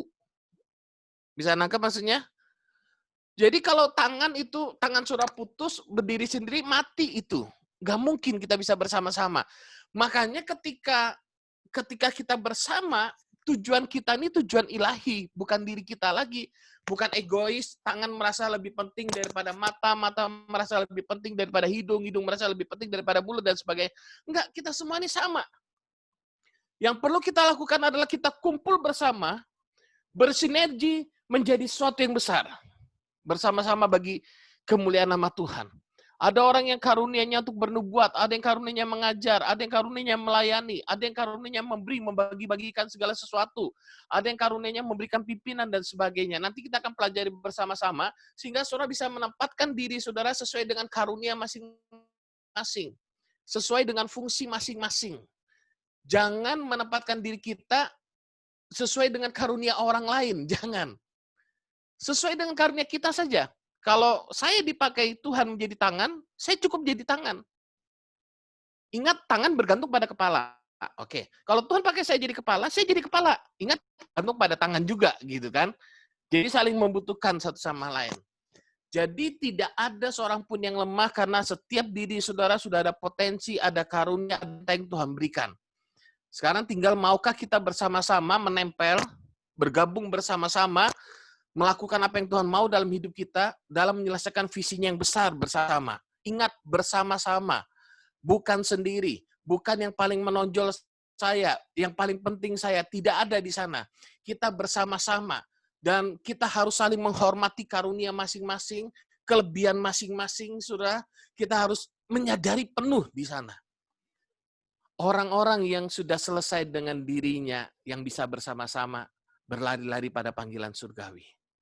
Jadi jangan biarkan tipu muslihat iblis menipu kita dan berkata, oh saya nggak bisa khotbah, saya nggak bisa seperti Bu Dita gitu. Gimana? Apa sumbangsi saya?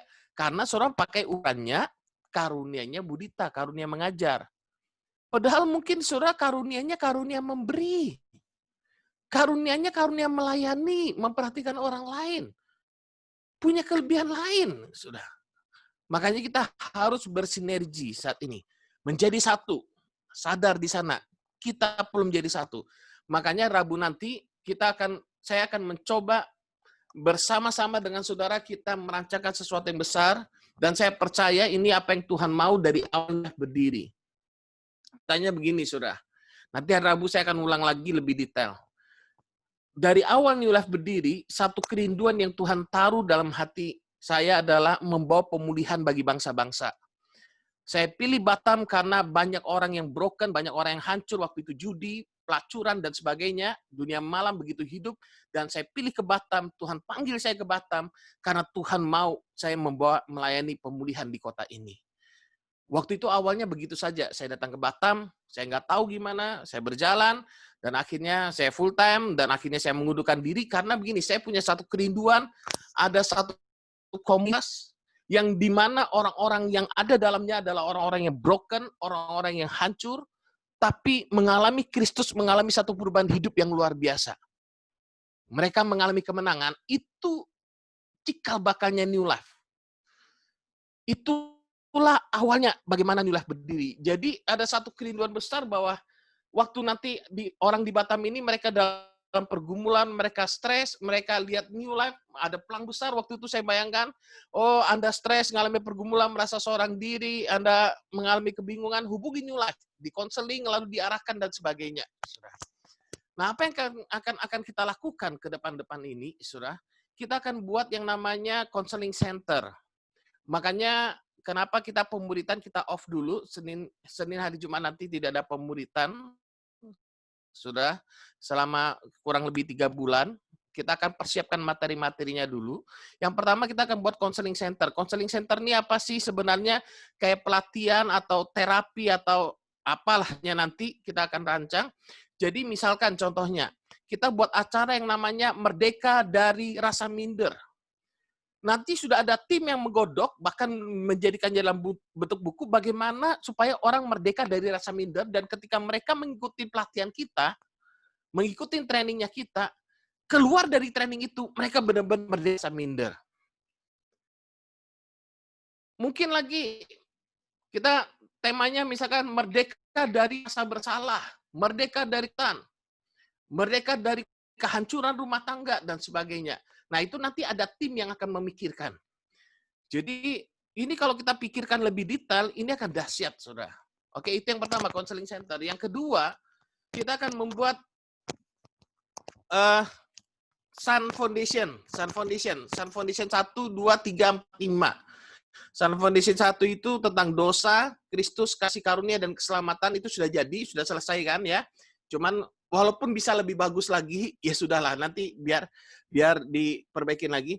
Yang kedua, Sun Foundation 2 adalah Roh Kudus dan gereja. Tentang gereja ini luar biasa, nanti saya percaya Sun Foundation 2 kita ini akan menjadi berkat bagi banyak gereja. Kenapa? Karena kita mengerti esensi dari gereja adalah pribadi-pribadi yang perlu dilayani. Bicara tentang keluarga, saudara, wah ini luar biasa sekali nantinya. Sun Foundation ketiga tentang Christ Center Counseling, bagaimana kita melayani orang counseling, prinsip-prinsip counseling, sehingga kita memperlengkapi nanti gereja-gereja bagaimana mereka counseling. Sun Foundation keempat, bicara Christ Center Leadership. Sun Foundation kelima baru bicara tentang second coming. Kepastian setelah kita meninggal ini bakalan kemana. Nah, kita akan susun, kita berdoa, saudara tolong doakan ini, supaya kita ini bukan menyusun bahan cuman sekedar ngambil dari buku, dari teori yang ada, tapi supaya bahan ini benar-benar jadi, memang itu Tuhan taruh dalam hati kita, sehingga kita bisa mudah mengajarkannya kepada anak-anak kita. Gitu ya. Dengan mudah mengajarkannya kepada anak-anak kita. Makanya kita mau bangkitkan bapak-bapak rohani di rumah tangga, bukan di gereja. Oke. Jadi, Christ Center Counseling, yang kedua Sun Foundation, yang ketiga Skill Miracle Center, Skill Center, New Life Skill Center, sudah. Jadi ini kita bicara proyek bagaimana supaya keluarga New Life mengalami terobosan ekonomi. Misalkan dalam kondisi begini kita hitungan, kalau saya mau budidaya, misalkan budidaya ikan lele misalkan, berapa modal yang dibutuhkan untuk untuk ternak ini bagaimana nanti kita pikirkan ada pemodalnya dan sebagainya, atau mungkin proyek yang lain bagaimana membuat kue apa tuh yang lagi booming? Kue Korea itu apa? Garlic Korea itu untuk dijual dan sebagainya. Nanti kita pikirkan. Nah, saudara yang memang calling-nya dalam dunia entrepreneur, saudara yang calling-nya memang dalam dunia skill bisa join di sini, saudara. Jadi bukan hanya kadang kan kita ini cuma bagus, ide bagus. Bukan masalah ide bagus. Mari kita berikan diri kita bersama-sama melayani di sana gitu ya. Lalu yang keempat, saudara, kita ada family church. Saya sungguh-sungguh berharap. Saya nggak tahu kenapa saudara kok rasanya mendaftar family church untuk buat ibadah di rumah saudara saja terasa berat gitu ya. Saya nggak ngerti kenapa sebenarnya. Kalau saudara tanya sama saya sebagai gembala, apa sih susahnya saya mendaftar? Saya yang sudah berkomitmen melaksanakan keluarga, supaya bisa berbagi dengan keluarga lain, dapat bahan yang bagus, yang terarah, yang dikuatkan bersama-sama, dan sebagainya. Tapi kalau saudara nggak mau, ya silakan, saudara. Kalau saya pribadi, jadi anak Tuhan gampang, tinggal ngikutin saja. Dan saudara yang belum melaksanakan family church, saya berdoa supaya saudara terbuka kebenaran ini.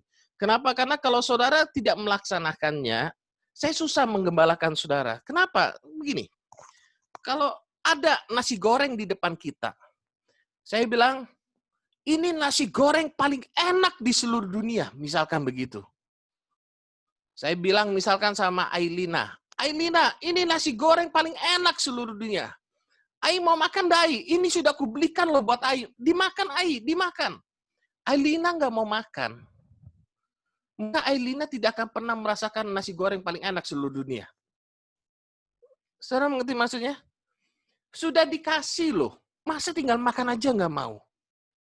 Nah, saya berharap saudara sekali lagi family church, saudara bolehlah dengan satu kesadaran tanggung jawab, aku akan bertanggung jawab atas keluargaku. Aku berdoa buat keluargaku. Aku berdiri buat keluargaku. Aku akan berikan makanan rohani buat keluargaku. Aku akan berikan makanan jasmani buat keluargaku. Ambil tanggung jawab dan mulai berkata, aku mau menjadi teladan buat keluargaku. Kalau itu ada, saudara, maka generasi di bawah kita akan menjadi sangat kuat di dalamnya. Jadi, yuk sungguh-sungguh family church-nya dijalankan dengan baik, ambil tanggung jawab, berikan dirimu untuk diarahkan, untuk dibapai, untuk dibimbing, saudara. Memang ketika awal-awal terasa kaku, enak, ini itu, pasti ada. Jangankan keluarga saudara, keluarga saya pun ngalamin. Tapi setelah kita melewati bersama-sama, kita merasakan dampaknya, saudara. Dan yang terakhir bicara tentang ibadah, melayani diri sendiri, melayani Tuhan, saudara. Kita tetap ada ibadah secara konvensional, ibadah di gereja, saudara, kita bersama-sama di sana. Namun esensi pelayanan kita bukanlah gedung, bukanlah acara, tapi melayani setiap pribadi. Supaya setiap pribadi mengenal dan mengalami Kristus. Itu yang sedang Tuhan taruh dalam hati kita bersama-sama, dan dalam waktu 3 sampai 5 bulan atau 6 bulan ini kita akan berdoa supaya tim terbentuk masing-masing bidang itu sudah, lalu kita bergerak bersama-sama sesuai dengan talenta karunia yang Tuhan berikan pada kita akan menjadi berkat bagi banyak orang. Dan saya mau beritahu saudara, kenapa yang tadi Budita katakan tadi itu sesuatu yang besar itu benar-benar dahsyat sih. Waktu kita sama-sama di sini saudara, hidup kita akan mengalami perubahan. Hidup kita akan mengalami kebosan. Kenapa? Sebelum kita memperlengkapi orang lain, diri kita akan diperlengkapi terlebih dahulu, betul ya? Roh Kudus akan perlengkapi kita untuk melahirkan materi-materi ini akan berdampak bagi generasi-generasi berikutnya. Yang kedua, kenapa itu menjadi sesuatu yang besar? Bukan diri kita, orang-orang sekitar kita nanti yang menerima. Nanti kita publikasikan di media sosial, mereka yang ikut pelatihan ini, saudara, mereka akan mengalami terobosan, mereka akan mengalami kemerdekaan, saudara. Jadi diri kita, orang-orang sekitar kita, keluarga kita, saudara.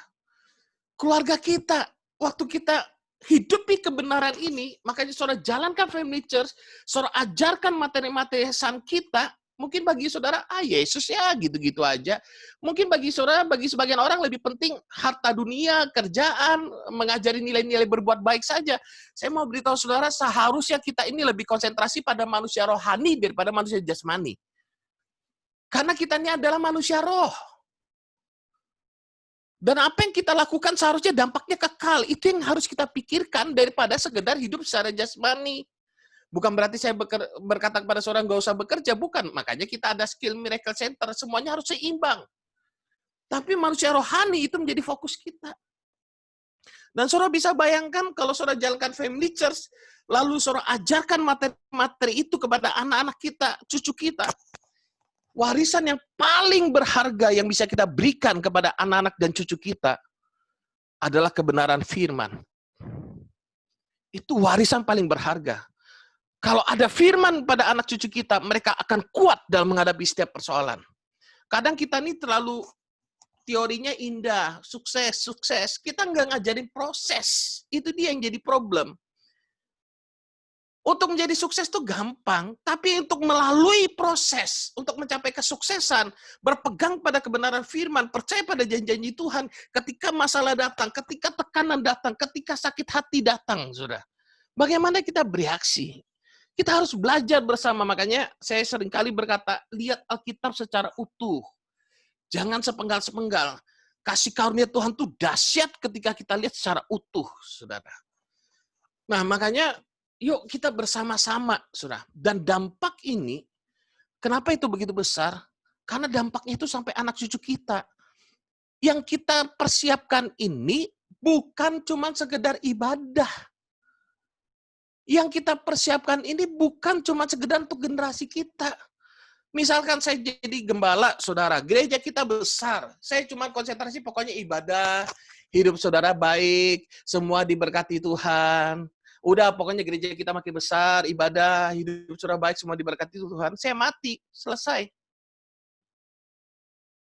Tapi kalau apa yang kita lakukan ini, waktu ini selesai nanti, waktu modul-modul selesai, Sun Foundation 1, 2, 3, 4, 5 selesai, waktu Family Church, kita adakan dalam rumah tangga kita, dan anak-anak kita melakukan itu di rumah tangga mereka, turun-temurun. Betapa dahsyatnya dampak dari apa yang kita lakukan ini sampai ke anak cucu kita, dan dampaknya itu kekal sampai selama-lamanya. Jadi kita ini sedang melakukan sesuatu yang besar.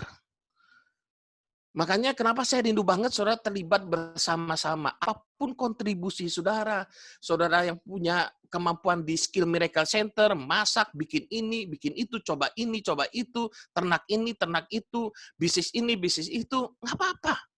Semuanya bisa terwadahi sekarang. Umur berapapun bisa terwadahi. Sekarang kita melihat. Jadi saya menyadari penuh bahwa selama ini mungkin yang cukup menghambat adalah karena saya ingin orang jauh melebihi saya. Barometer ukurnya salah saya. Saya harus bertobat dari sana. Saya harus melihat apa yang Tuhan taruh dalam hidup saudara. Karunia apa yang Tuhan taruh. Talenta apa yang Tuhan taruh. Saya akan mengajak saudara untuk menempatkan diri saudara pada tempatnya. Yang pengusaha, jadilah pengusaha yang karunia memberi, biarlah karunia memberi, mengembangkan Skill Miracle Center. Yang karunia mengajar, biarlah mengembangkan Sun Foundation 1. Yang karunianya menggembalakan, biarlah dia mengembangkan tentang FC, NLC. Yang karunia lain, nanti kita akan tempatkan bersama, saya akan belajar untuk menempatkan diri saya pada porsi saya, dan saudara juga harus belajar menempatkan diri saudara pada porsi saudara. Maka sesuatu yang besar itu benar-benar sedang terjadi.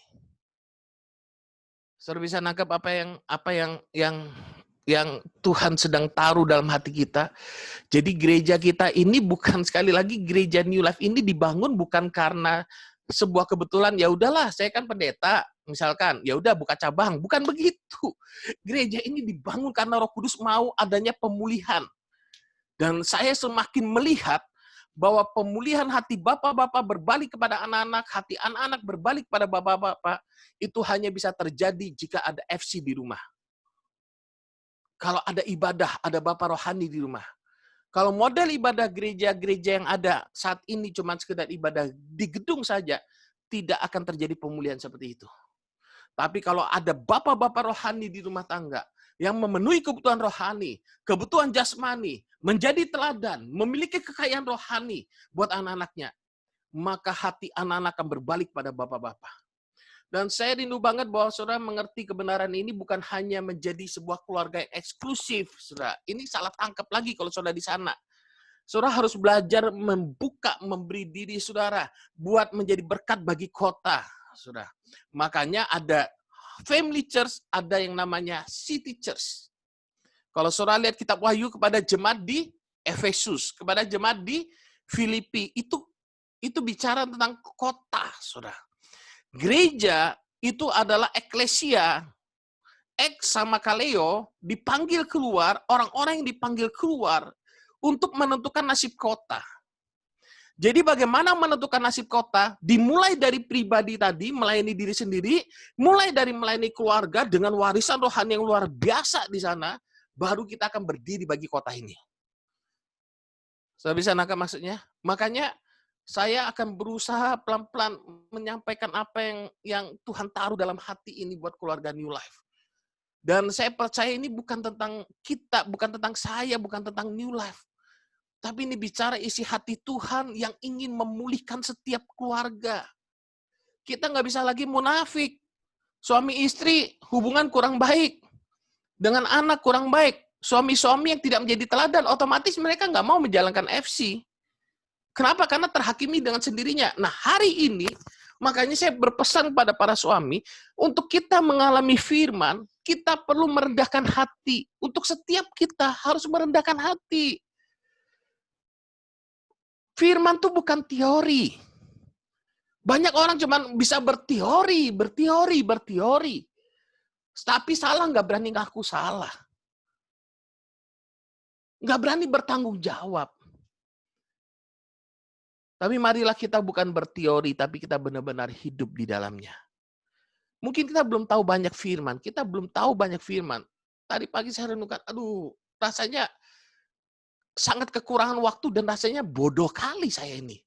Untuk belajar firman nih, kok kurang kali rasanya. Kok misalkan tentang kepemimpinan kayak seperti yang tadi saya bilang. Kenapa setelah bertahun-tahun, saya tahu secara teori saya tahu. Secara teori saya tahu bahwa semuanya harus ditempatkan pada tempat masing-masing gitu kan.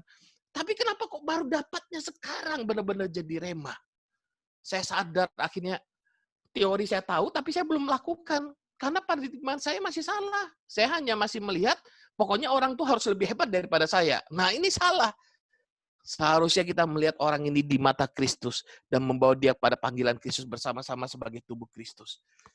Keren kali. Ada sesuatu yang besar sedang terjadi. Mari kita bersama-sama, saudara, mungkin bahasa saya terlalu cepat, tapi saya mengajak saudara, apa yang disampaikan melalui New Life, yuk bersama-sama beri diri kita.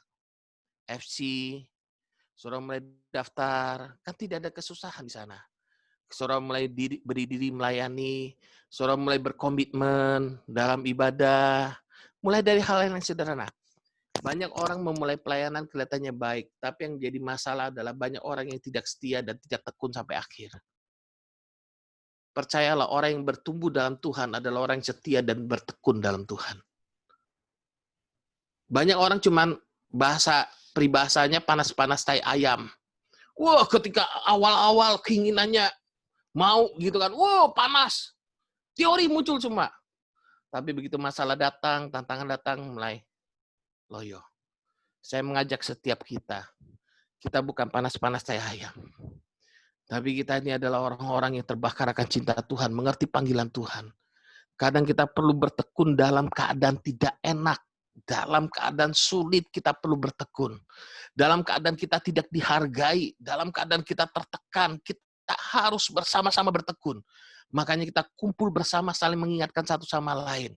Jangan ada yang mundur hanya karena kerjaan, hanya karena ini itu, tapi bertekun bersama-sama sesuai dengan karunia masing-masing. Saya tidak akan minta saudara menjadi seperti saya, tapi saya berdoa supaya saudara menemukan panggilan saudara dan menjadi amal dalam panggilanmu. Itu yang ada dalam hati saya saat ini. Jadi banyak hal yang bisa kita bahas sebenarnya.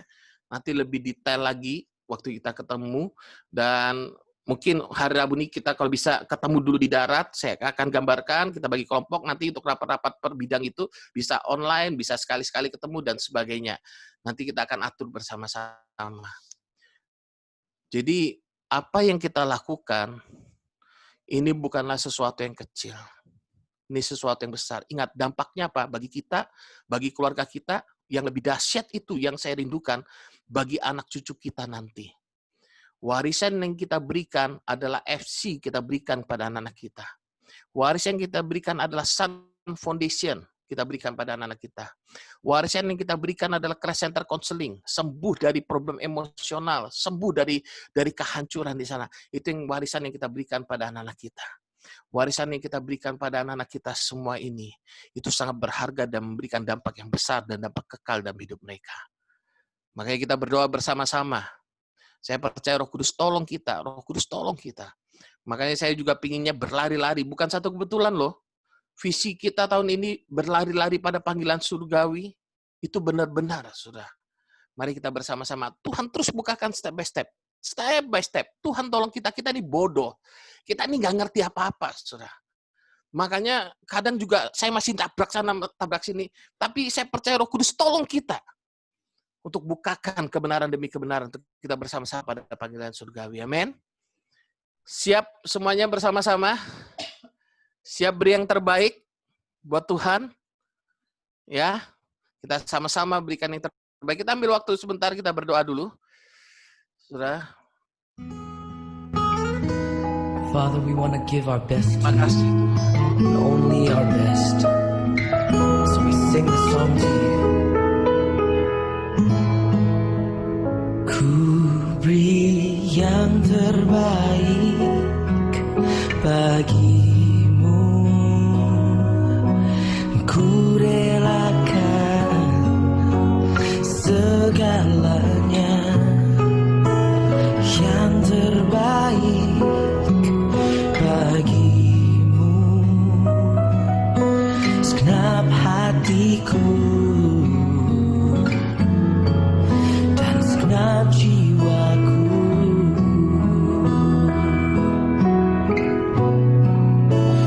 Ku beri yang terbaik bagimu, ku relakan segalanya. Yang terbaik bagimu, segenap hatiku dan segenap jiwaku.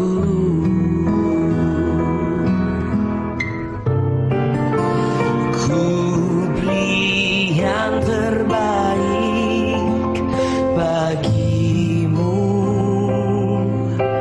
ku relakan segalanya.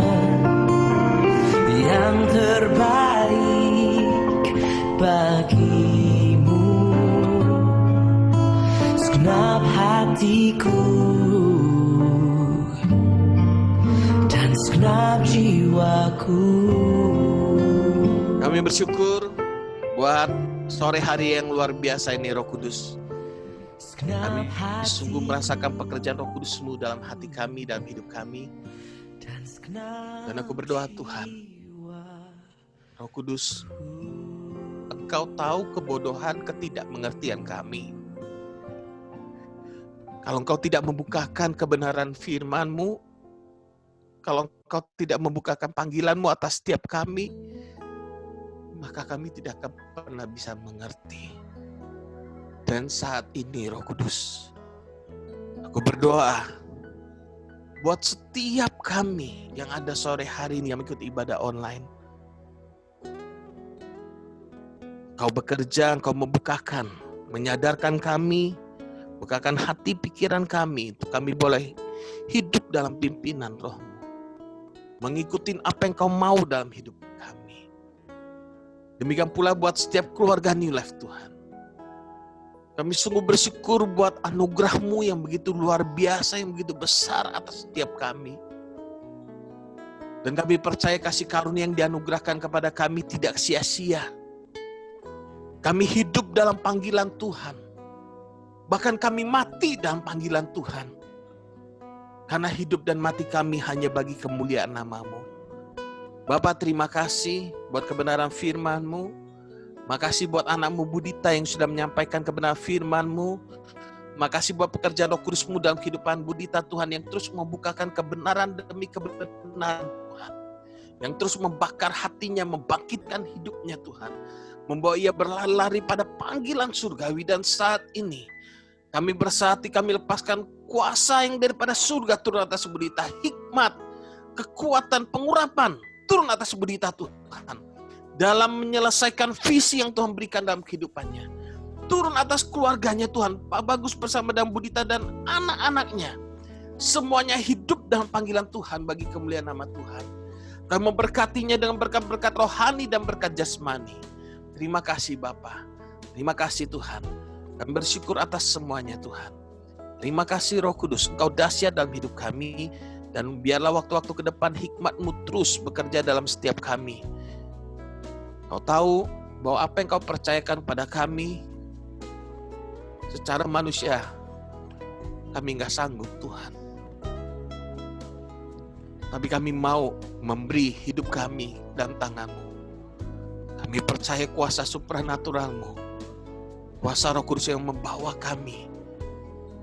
Kami menyampaikan kebenaran, menjadi berkat bagi banyak gereja, bagi banyak keluarga, bahkan bagi bangsa ini dan bangsa-bangsa lain. Yes. Makasih Roh Kudus. Makasih buat semuanya. Makasih Tuhan. Pujilah nama-Mu Tuhan. Makasih Bapa. Dalam nama Yesus kami berdoa dan mengucap syukur. Haleluya. Amin. Oke, saudara, kita akan masuk dalam perjamuan kudus. Saudara boleh siapkan roti dan anggurnya.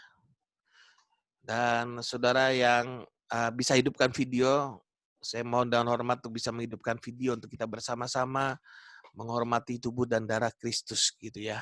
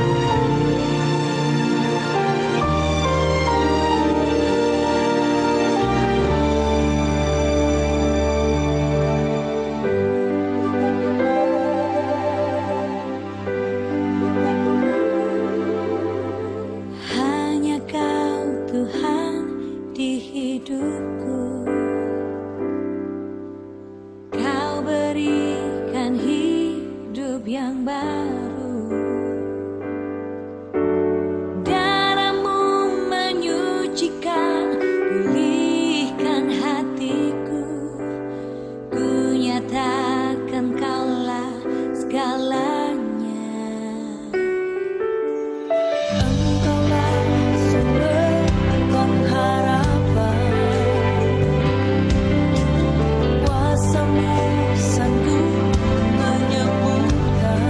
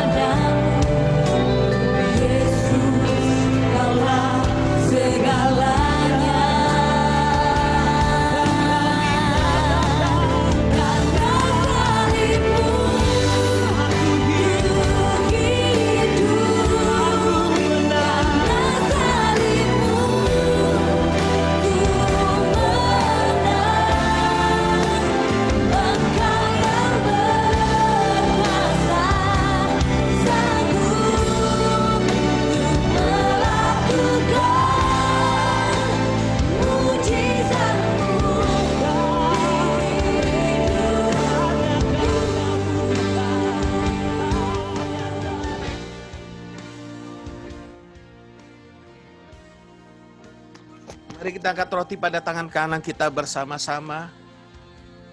Terima kasih Tuhan.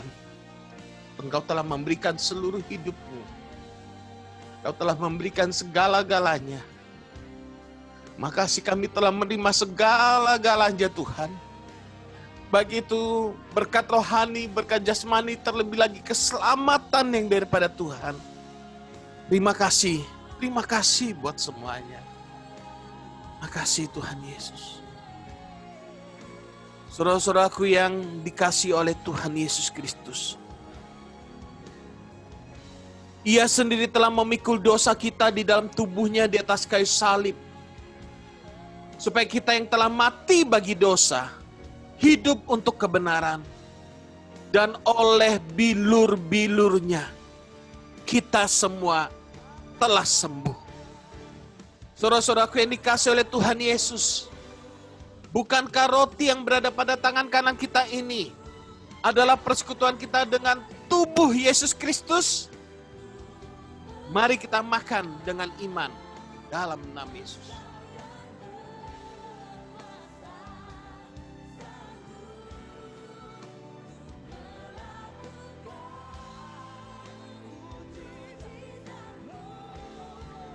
Makasih. Mari kita angkat anggur pada tangan kanan kita bersama-sama. Terima kasih Tuhan Yesus. Sebab di dalam Dia dan oleh darahnya kita telah beroleh penebusan, yaitu pengampunan dosa menurut kekayaan kasih karunia-Nya. Saudara-saudaraku yang dikasihi oleh Tuhan Yesus, bukankah anggur yang berada pada tangan kanan kita ini adalah persekutuan kita dengan darah Kristus? Mari kita minum dengan iman dalam nama Yesus.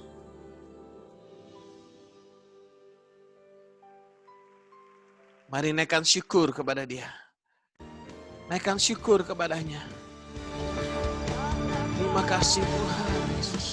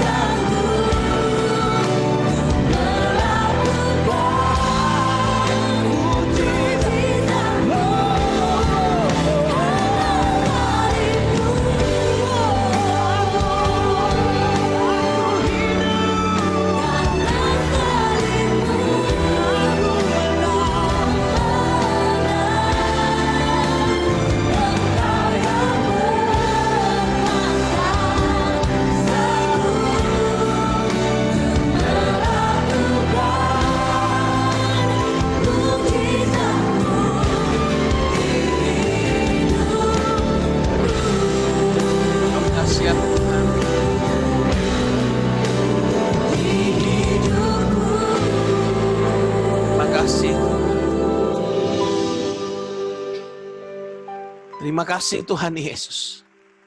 Engkau dahsyat. Kami siap. Kami mau hidup dalam melayani. Terima kasih Tuhan. Kami hidup bukan untuk diri kami lagi, tapi kami hidup karena anugerah Tuhan. Kami hidup bagi kemuliaan nama Tuhan. Bagi kemuliaan nama Tuhan Yesus. Kami mau melayani Tuhan. Selama Kau berikan kami waktu hidup di dunia ini, kami hidup dengan sepenuh hati karena mengasihi Engkau. Kami melayani Engkau dan kami tidak mau menyia-nyiakan kasih karunia Allah dalam hidup kami. Terima kasih Bapa. Terpujilah nama-Mu. Dalam nama Yesus kami berdoa dan mengucap syukur. Haleluya. Amin. Amin. Amin. Oke, saudara, pengumumannya cepat saja. Hari Senin dan Jumat tidak ada pemuritan. Kita hari Rabu, saudara, ada pertemuan di gereja. Kita ada doa malam, sekaligus saya akan membahas tentang yang tadi lebih detail lagi, saudara. Nanti kita akan buat perancangan-perancangan dan sebagainya. Lalu kita rencana akan ada ibadah di bulan Agustus.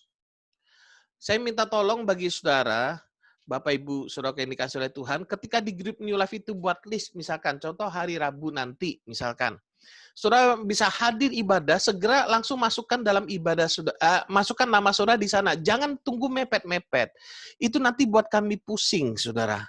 Pusingnya begini, kapasitas ruangan kan terbatas, apalagi kalau ibadah raya, ya. Kalau mungkin besok kita, karena kita lebih banyak koordinasi rapat, saudara tetap pakai masker, bawa hand sanitizer. Nanti kalau misalkan ada sentuhan, salaman, langsung semprot, nggak boleh ada yang tersinggung ya. Kita pokoknya standar lah, saudara. Nah, cuman maksud saya, nanti kalau bulan Agustus kita buat list lagi, saudara segera cantumkan nama saudara, karena saya mau tahu jumlah orangnya di sana. Karena walaupun kita kan nggak ada sekolah minggu, kan kursi akan dipakai juga. Jadi kalau sama sekolah minggu, kita ini ada 100-an, sudah. Nah, kita akan ibadahnya minggu pagi itu, kita akan coba buat listnya. Kalau misalkan dia lebih dari 30 orang, misalkan 50 orang, kita akan buat 2 kali ibadah. Ternyata yang siap hadir dalam ibadah di New Life, misalkan sampai 75 orang atau 80 orang, kita akan buat 3 kali ibadah.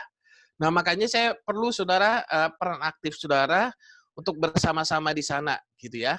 Jadi rencananya kita ibadah di gereja, tapi malamnya kita tetap Zoom begini, lebih rileks malam.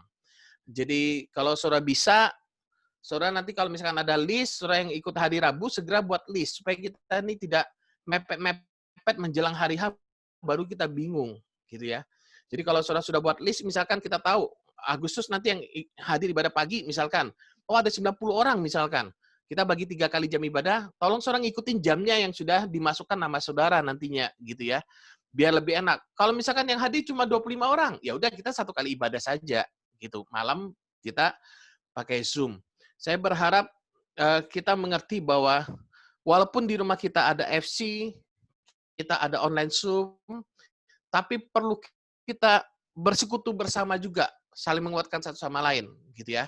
Jadi, saudara berdoa di sana, dan jangan sungkan-sungkan gini, oh nanti kalau keluarga saya masuk di sana, saya daftarkan, kan banyak orang, nanti yang lain nggak bisa masuk. Nggak boleh begitu, saudara. Bukan, kita bukan begitu.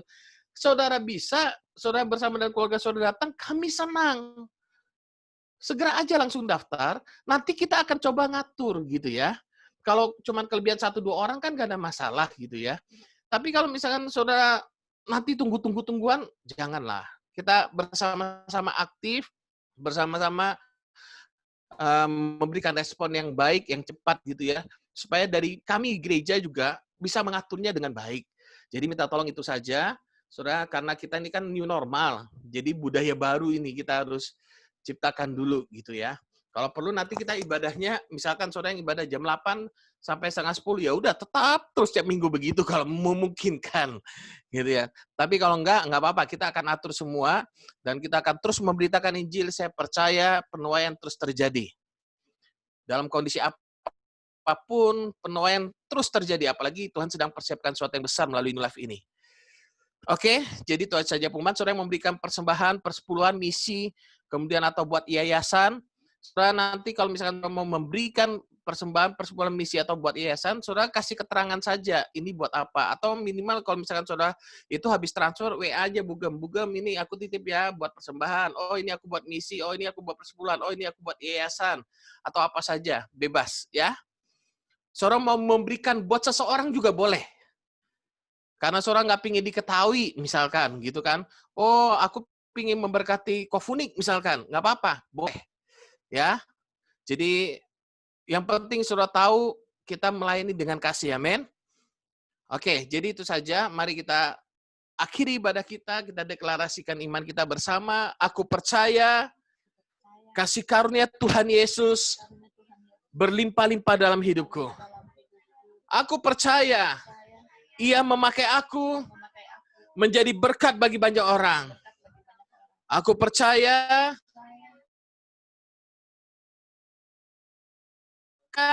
hikmatnya, pengurapannya, berkat-berkat rohani, berkat-berkat jasmani, perlindungannya, dan penyertaannya sempurna dalam hidupku. Sampai selama-lamanya. Saudara-saudaraku yang dikasihi oleh Tuhan Yesus, terjadilah sesuai dengan apa yang telah kita imani dan apa yang telah kita katakan bersama. Di dalam nama Bapa, Anak, dan Roh Kudus, yaitu di dalam nama Tuhan Yesus Kristus. Yang percaya itu semua terjadi bersama dan saya berkata, amin.